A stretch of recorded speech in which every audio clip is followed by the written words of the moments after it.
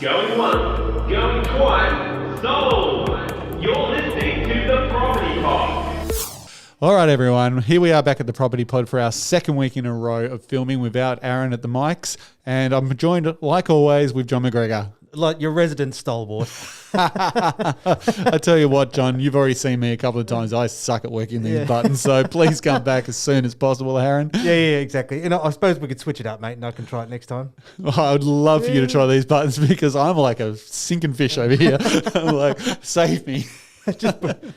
Man, well, but we got this. We do indeed. And this week we've been sort of racking our brains thinking, what can we talk about? Which is weird for real estate agents because normally we don't shut up. Isn't that right? No, exactly.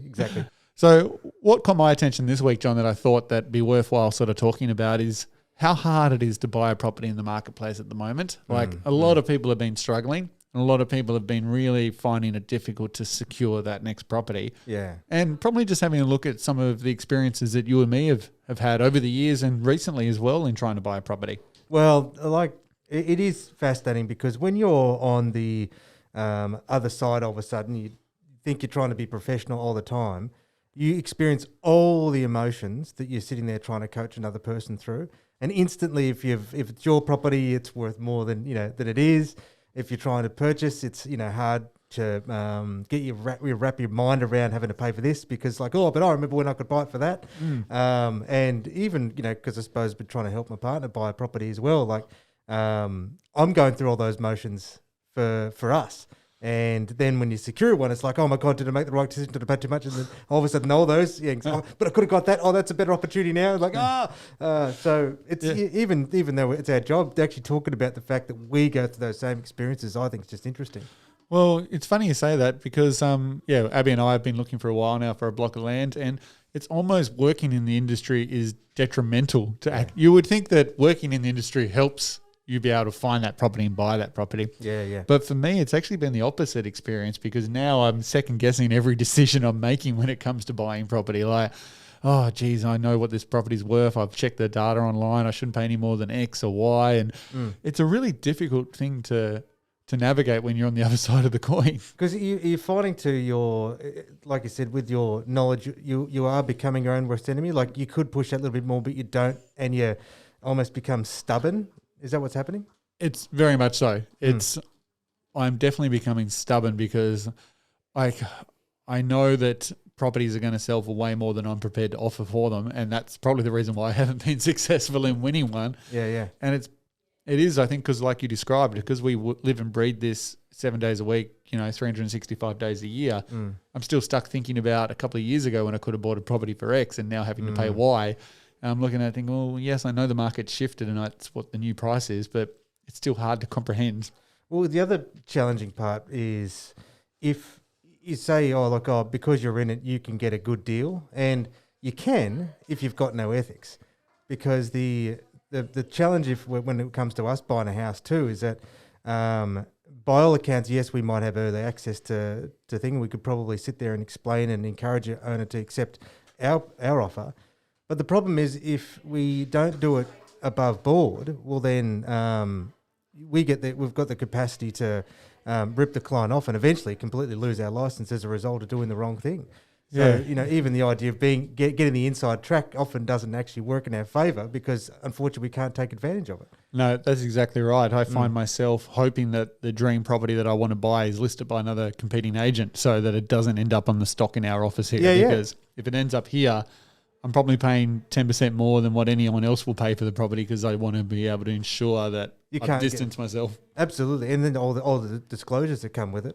And that was sort of one thing with, I've been wrapping my mind over the last couple of days is I'd always had it in mind that there was something lined up for us that I think would have been perfect for my partner.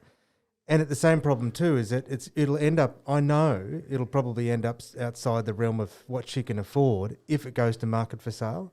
So in all respects, the owner would probably be comfortable with what she'd be able to pay. But then as a professional, I know that they'll lose out on a lot of potential income. Yeah. So you can't make that work. And then we're securing something that's like, oh, it's not what I wanted for her, but the problem is I have to because we can't get what we wanted because it came through our agency. Yeah, definitely. It's such a And look, you guys were making an offer the other night on a property with a competing agent and asked my opinion on it. And it started making me think as well, like having someone in your corner, like you like to speak about all the time, and getting external advice on should we do this, should we not do it.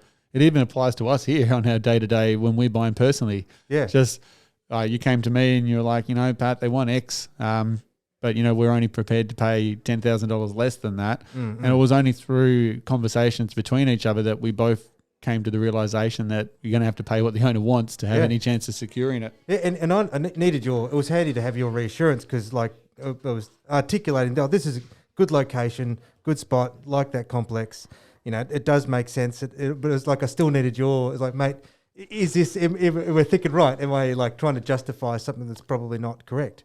Yeah, and look, the way we ended up justifying it was quite an interesting one, and it just refers back to how the market is continuing to grow at the moment. So we've had our good mate Simon Presley, who's reached out to us recently and said that Hobart's got another 20% plus growth this year and a combined 40% growth over the next 2 years. So look, that just sounds so ridiculous, but the way the market's going, it probably will happen. So if you're a buyer out there and you've got yourself to a position where you're one of two buyers that are about to win a property and you're being stubborn like I have been over the last 6 months in buying a place and you're not prepared to pay that extra 10, 20, 30,000, whatever it may be, maybe the right decision is just to pull the trigger and pay that extra bit, because in 2 years' time, you might be kicking yourself that you didn't do it. Well, in our case, it was, an additional 5. Yeah. And then it was like, okay, over next 30 years, is it really going to matter?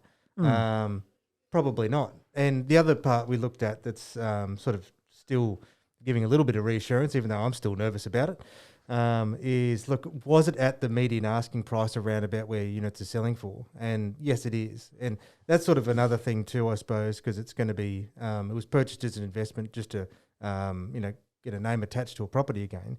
At least then, if the units bought at around about where all the units are selling, either usually at median price or below, if anything happens, you're always going to be okay because you can get in and out of the market quickly. Whereas I think a lot of the problems have occurred where people have got really stuck though is that when they've purchased a home, so let's say the median in an area is 500,000, they've bought this the 580,000 for the exact same property where they're so far apart. And then if something does happen, they get stuck because they really can't move that asset off quickly. Yeah. So, I mean, it's a reality that, I've seen it. We had to sell it. The biggest loss a client I had to help through was that they'd lost $60,000. That was from a property in Old Beach. So it does happen, there's no, and, that's why that risk assessment is you do what you can. But, we were in a situation, it had to be an emotional purchase. Like we were like, okay, fair enough. We'll pay what they have to pay. Yeah. Look, and I think you're right. You made the right call this week, helping secure that property. I think its position, its location, it's a low maintenance property. It's going to be a good investment property for years to come. Hopefully, and that's sort of ultimately, if you look back to the fundamentals, it's in right location, easy access. It can fit multiple different tenants, and we know like that complex is always tenanted like 100% no drama, but all that said, you take all it's the thing, it's still an emotional move first, and then you try and justify it later. And I guess because for me as well, where if it was only just involved as an investment, you're doing numbers and numbers alone. And so if you were to say the numbers on that property, would you have paid that much as an investment purchase purely? Probably not. However, as the means that, is something that you wanted to move yourself back into the markets, are like, okay, we're going to have to adjust the numbers and the expectations in order to secure the property. And it sucks. I think it's really hard at the moment as well if you're an investor to buy a property and base it only on numbers with no emotional attachment to it, because the market, it is moving fast, and it's hard to go in and say, well, the rental return on this is X, so therefore I shouldn't pay any more than this price. Because realistically, that's probably not going to get the deal done these days. No. So I think for a lot of investors at the moment that are choosing to buy, they've got to be looking at it from a more long-term perspective and a capital growth perspective as well, where in the past, most investors would probably only buy a property based on rental yields and look at it from that return. So I don't know if that's what you believe, John, but that's sort of the shift I've probably seen in recent times. It has you 100%.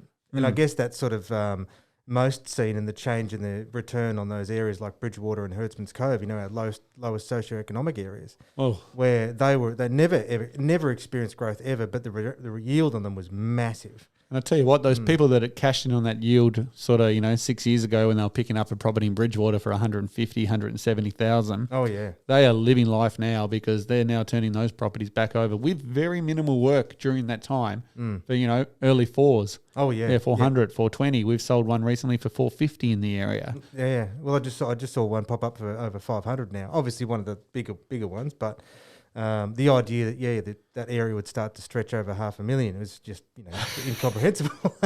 Yeah, it's definitely shifted, that suburb has, that's for sure. And look, lots of suburbs go through that transformation. That was Rokeby a few years back. It was probably a little bit earlier than what Bridgewater was. You now got to look to suburbs like Gagebrook and Clarendon Vale to start looking for those cheaper options. But their time will come and they will improve in their value too. Yeah, absolutely. And that I was only chatting with a client who's looking to purchase her second investment property actually through us, and where she was asking like, well, what is it possible? Look, anything's possible through gentrification, which is that thing where and Bridgewater, I think, did it very well with the assistance to those Centre Care Evolve projects, where even housing has changed the way in which they want to develop projects. Because wasn't it that it's 70% ownership in those developments? Is it right? Is that right, mate? I think it's 70% rented, 30% ownership. Yeah, I think. But I think what their goal is as a whole is to get the overall ownership of all of Bridgewater to 50-50, so 50% owned, 50% rented, where it's traditionally been 70 to 80% rented, 20% owned. Yeah. So that's why they are selling off a heap of their properties, is to help try shift that back a little bit. Yeah, yeah. But for those guys, and the change of Bridgewater goes far beyond just the buildings that are happening out there. It's the community projects that companies like Centrecare are involved as well. Like a lot of people wouldn't realise it, but they've been involved in helping some of these like new playgrounds and parks get off the ground and help fund it. Just footpaths and bus shelters and things like that they've put in money into the community to improve the area just to help that overall shift in the suburb. Yeah. Well, see, that's again a really good indicator of where it will move to. And even I find that those that are not like a new Tasmanians specifically, they don't have that same negative, identification with that suburb like a lot of those of us that are born and bred here have. And it's obviously there's still little small pockets, but if just with that positive sense of ownership into that suburb breeds positive sense of ownership in that suburb across the board. So if you can position yourself in those areas with a long-term view, well then obviously it'll perform exceptionally well. Yeah, definitely. Well, I'm just I suppose I'm curious, mate, like thinking back to your first home, because you guys, did you do a build or did you do a purchase? I can't remember. My first dip into the property industry was actually jumping in the deep end and building a unit complex, actually. So had a piece of land in Rosetta and developed that into 2 units with the idea of selling one, and that would help offset the money to be able to own a part of the other one. Yeah, gotcha. And at the time, I was new into real estate. I didn't really know what I was doing, but I had some great people around me that helped me through the building process. And I did it as what you call an owner-builder, which is not really done anymore. So normally most people have to go through a building company. Where I did it, I bought the land. I just contracted out the plumber, the electrician, the chippy to do all their bits and pieces to actually build the entire property. Sure. But I was technically the builder. Yeah. So...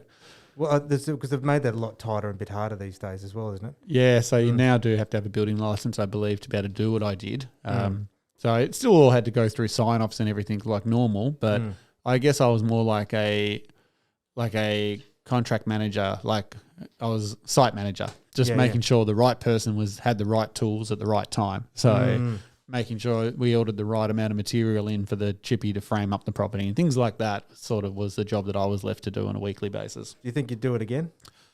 Yeah, it's busy and there's a lot of extra work involved, and you can definitely see why the building companies charge you what they charge, because there is more to it than just the actual trades on site building the physical property. Just following a plan, yeah. Yeah, so there is a lot to it, but no, I'd go again. And it definitely helped set me up to be able to then buy my current property that I live in now. So that was a bonus out of it all. Yeah, and I guess then if you extend that to what the ability to just save a little bit of extra money to get more value out of your investments. Even in your first home, it's that reminder that you don't need to have everything from day one. Obviously, yours is an exceptional example because you started building, but in this instance where you're looking for your first home and you want what you're living in with your parents who have had their second and third move, it's like, no, it's all right, just start small, let yourself play the game of patience.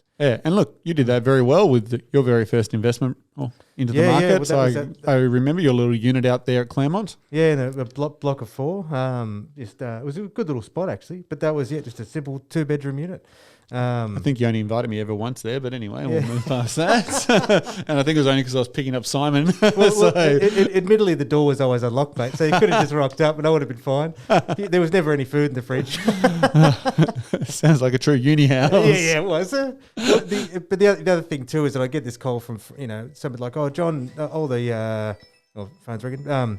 Be like, "Oh, John, all the your beer's gone." It's like, "What do you mean?" It's like it was like I had a carton there yesterday. Yeah, it's all gone. Yeah, you're going to need to get some more. It's like, what? I guess that's the risk of the open door policy, John. Yeah.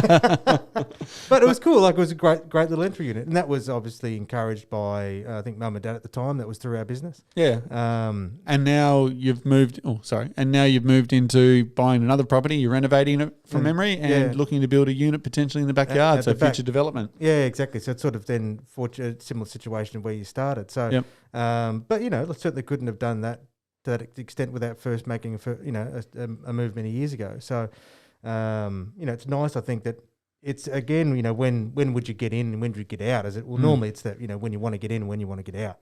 I think normally though is that I did like this line is that it's time spent in the market. So time in the market, not timing the market where most fortunes are made. And I think it's that worry constantly is like, am I buying at the wrong time? I'm going to be buying at the wrong time. I'm going to be buying at the wrong time. Well, now, if people spend 40, 50 years within a property market, and I guess provided you're looking at all those little fundamentals, you're not trying to be too smart by buying out in a mining town, thinking you can get in a massive bank really quickly. You'll be okay. Yep. And you can and that was sort of, I suppose, going back to the property that we've just bought, is it all right? It was nervous getting it, but you know what? All the fundamentals are still there, so we'll be okay. And there won't be it's a very, very small risk of that ever biting us in the butt. Yeah. And if you can remember that, it's you are looking for your first time, you're trying to get in. Just don't try and be too smart about it. So that's our key takeaway. Like, we're almost 20 minutes into this podcast, John, and I've been sitting here thinking, what are we actually talking about? Yeah. So basically what you're saying is the key takeaway is to, get into the market where you can and know that, all will be good potentially. Yeah. That's the worst advice ever. That's the worst advice ever. Yeah, I really need to work on my bitch. But I guess the thing is, that's the point of this conversation. This was like just speaking real, like not pretending like we're so smart. Like it's just because it happens. It's like all the things that you know can sometimes get thrown out the window. But it's just like you'll be okay if you don't go too far. Stick within. If you're sticking around the median in a suburb and it's got all the fundamentals, you'll be okay. But it's beautiful. But I suppose in the end, if you're trying to be too smart about it, that's when you can sometimes get stung. Yeah. Anyway. And look, we may not know that. We may not sound like we know what we're talking about today. I think we're a little bit off, but we're only a phone call away. My phone will not stop calling. Sorry about that, everyone. We're only a phone call away, and in a non-microphone situation, we're normally a lot better. Yeah. So always happy to sit down and sort of help people understand a certain suburb, or even if it's a property listed with another agent that you've got your eye on, but you don't know the best way to attack it. Like John and I, we're happy to give you half an hour of our time just to go through a contract, help you strengthen it where you can to improve the look of it. So, because you're going to be in a multiple offer situation. So it's all about just knowing the little 1%ers that you can do to a contract as well, just to make it look better, so you have a better chance of winning it, because it's not always price that ends up getting the deal done. No, absolutely not. And, that was, I suppose, in some respects, from when I've got the professional hat on, like all of a sudden the advice completely changes, it's much more succinct, and it makes a lot more sense. And then it's just a reminder sometimes too, is just like, hey, I get it. Like it's not easy. Like it is really emotional. We go through those same experiences as well. And I guess that was sort of part of the fun of just having a chin wag about this specific situation. Yeah. I think what we wanted to let everyone know is that, we struggle with buying houses just as much as you guys do. Yeah. We never know the right move to make. And I think the only way you'll ever know the right move to make is to have conversations with people and seek advice and just get second opinions from people. Because like as much as like we are here to help you buy a house, if the listing's with us, we also are working for the vendor. So it can never hurt to go ask somebody else for a second opinion or some 1%ers advice where you need it. 100%.